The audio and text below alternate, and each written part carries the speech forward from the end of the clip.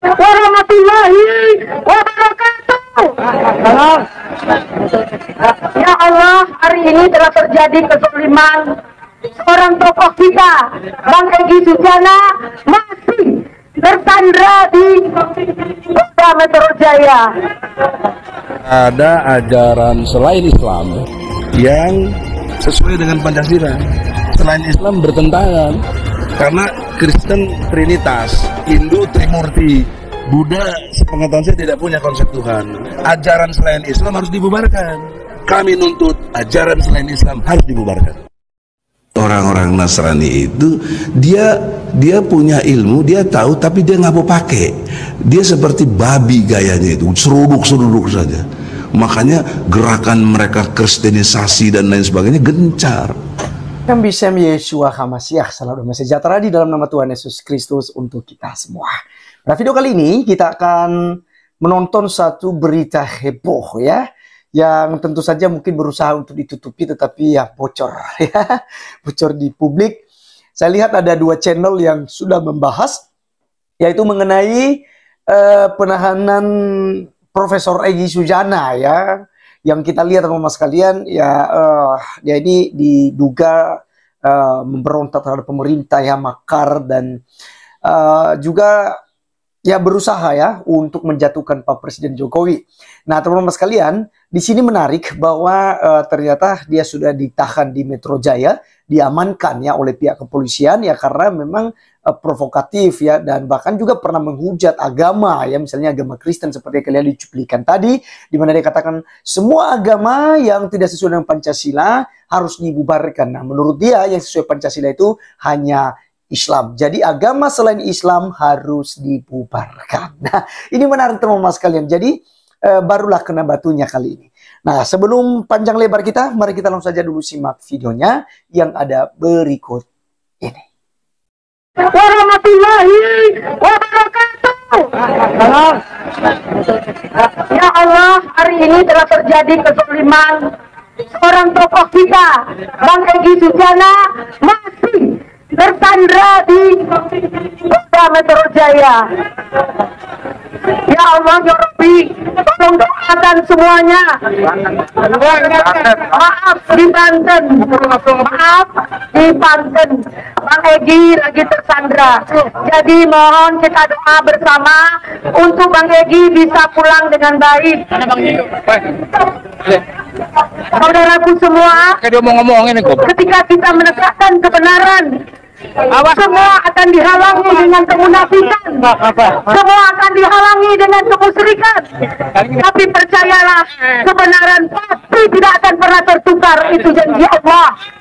Ya, ini saya dikasih waktu cuma sedikit. Saya mohon kepada semuanya, kita tidak perlu di sini lomba pidato, lomba orasi. Kita butuh eksekusi. Perjuangan ini tidak akan berhenti jika tidak ada eksekusi. Terima kasih. Assalamualaikum warahmatullahi wabarakatuh. Berikutnya kita berikan kepada Abah dan Haden. Silakan. Kurnia tuh. Assalamualaikum warahmatullahi wabarakatuh.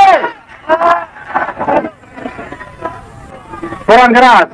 Assalamualaikum warahmatullahi wabarakatuh.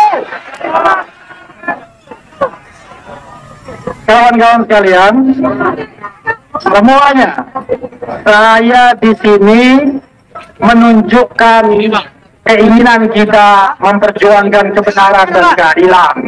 Nah, karena itu, di antara kita harus saling menguatkan. Tidak perlu kita kemudian saling menegasikan. Ada 3 medan perjuangan yang mungkin akan kita lakukan saat ini untuk mengembalikan pemilu yang jujur dan adil. 1. Teruskan kegiatan parlemen jalanan ini, karena ini adalah perjuangan konstitusional. Ini adalah aspirasi rakyat yang dilindungi oleh konstitusi dan undang-undang. Jangan dilarang, tapi diamankan. Oke.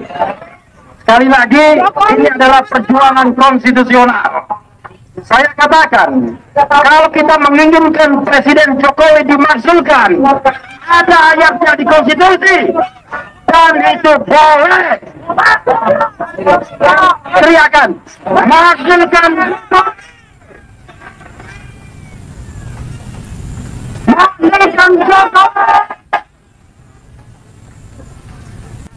maksudkan Jokowi. Kawan-kawan semua, itu ada ayat konstitusinya. Jadi kalau gara-gara ini kita ditangkap, para pengaman tidak mengerti undang-undang dasar.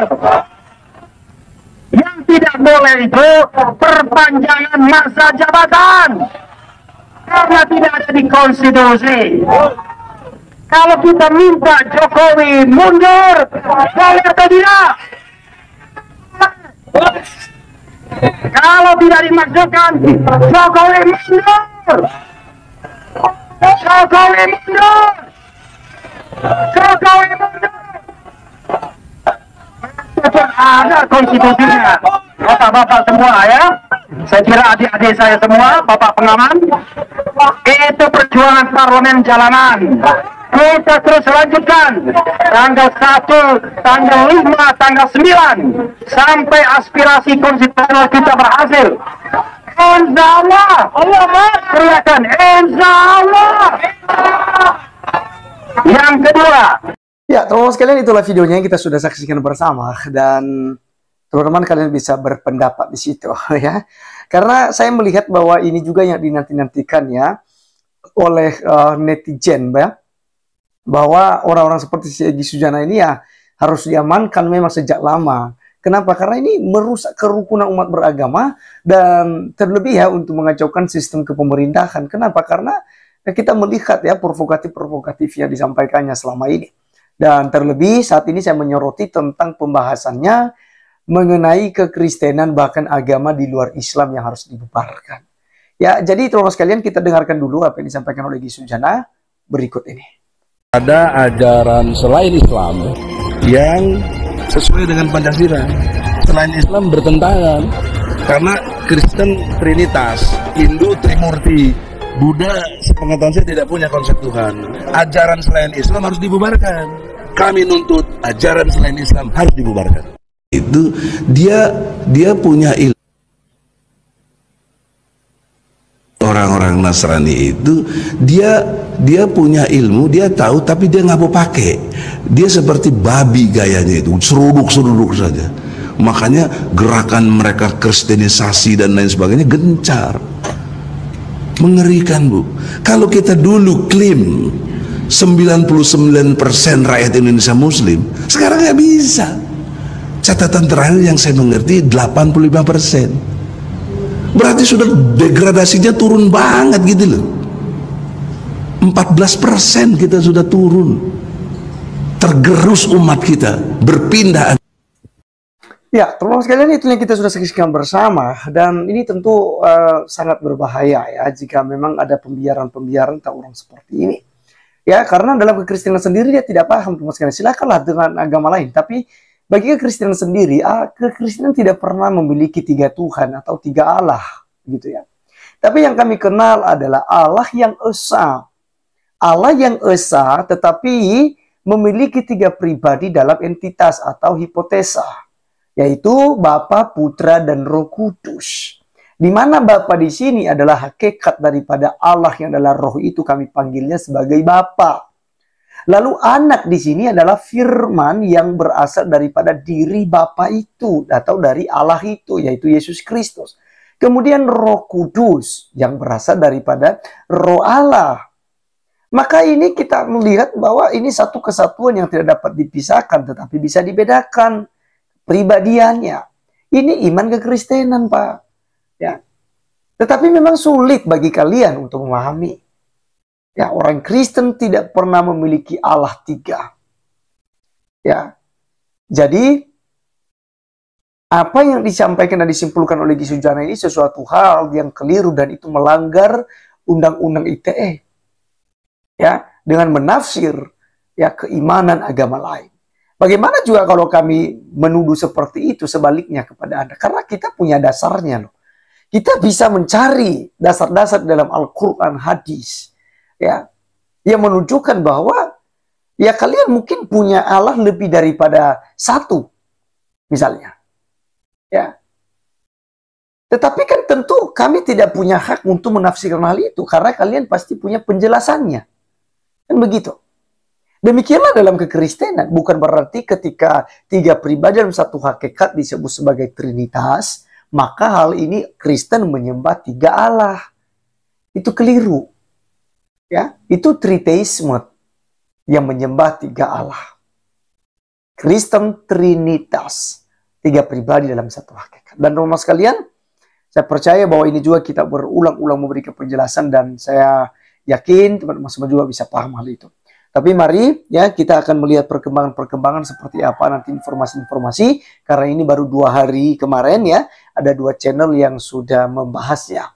Nah oleh karenanya kita akan nantikan ya pembahasan-pembahasan lain tentang Ege Sujana ini seperti apa. Ya. Baik, sekian video kali ini teman-teman sekalian. Dan sampai ketemu di video berikutnya. Tuhan Yesus memberkati. Salam.